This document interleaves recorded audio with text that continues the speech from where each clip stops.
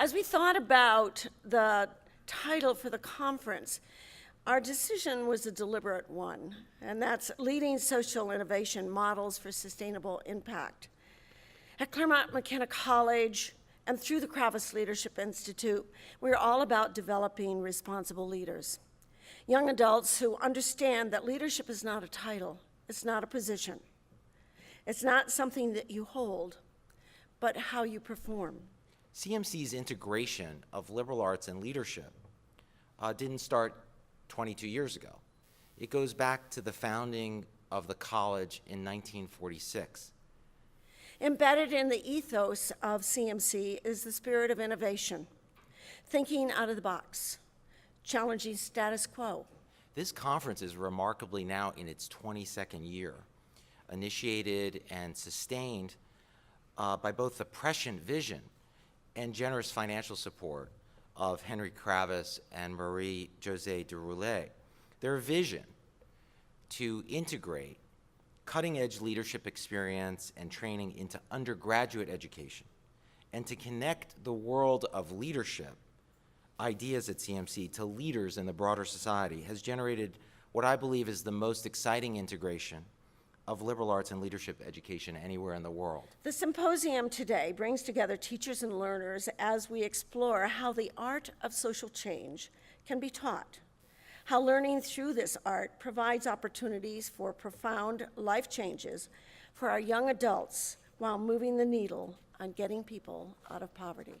Our keynote speaker today is Susan Davis, co-founder and president, CEO of BRAC USA. Along with BRAC UK, BRAC USA is providing a bridge from the developed world to the developing world. Social entrepreneurship starts with the belief that positive change is actually possible, right? But it's hard to persuade people who don't believe that. And that's where mind shifting comes into play. What it involves is actually debunking and exposing myths, right? Myths like you'll hear tomorrow when Professor Latifi from Grameen Trust talks, the poor are always lazy, right? The poor will always be with us. These are myths. It's a dog-eat-dog world. You can't change that. Except as Sharon Salzberg pointed out, dogs don't eat other dogs. Do they?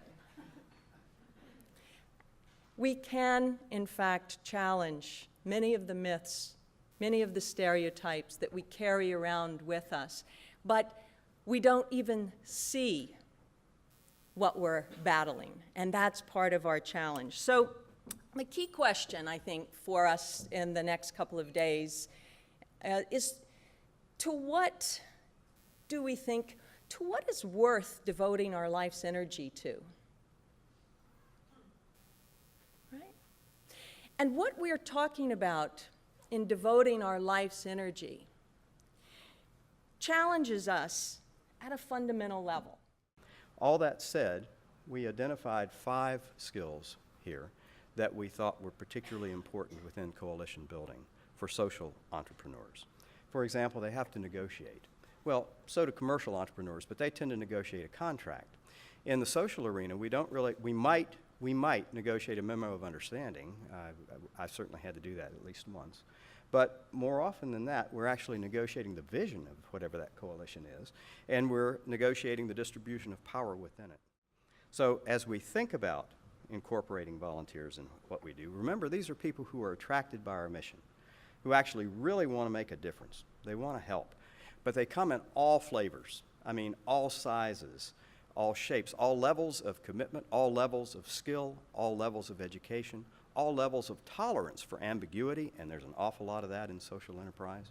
And so we have to find some way to incorporate them into what we're doing and to create an experience that's useful and helpful to them and to the clients. I want to start by saying that when I think of social entrepreneurs, I think of entrepreneurs with a heart. I'm not saying that regular entrepreneurs don't have a heart by any means, but I think social entrepreneurs are special in the fact that their heart is what drives them. Teaching social entrepreneurship is more than teaching social entrepreneurship. It's teaching the critical thinking skills and ability to creatively adapt to your environment, to allow your dynamic and intelligent heart create impact.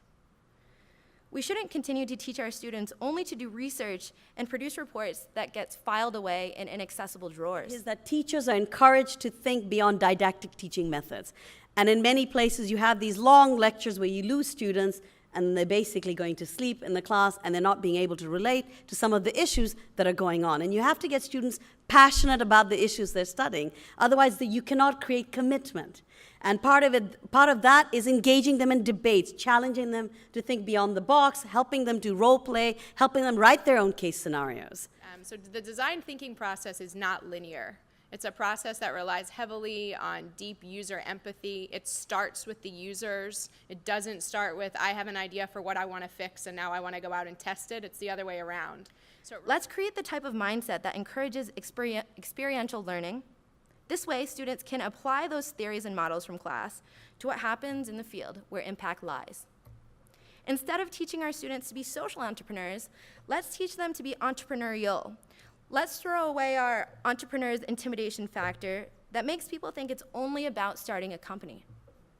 Let's encourage students to learn the important and transferable values of entrepreneurship, like risk-taking, dealing with ambiguity, resourcefulness, and how to leverage your environment.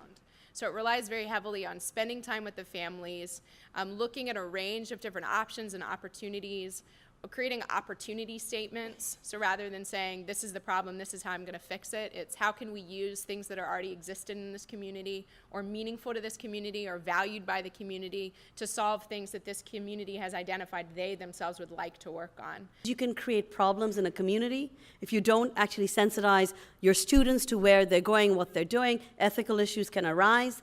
You have to ensure physical and emotional assurity. You also have to make sure that the learning objectives are clear. This is something we've learned over the years with our field work, is if the objectives are not clear, sometimes students get overwhelmed or lost in all the information overload when you're working in these sort of settings.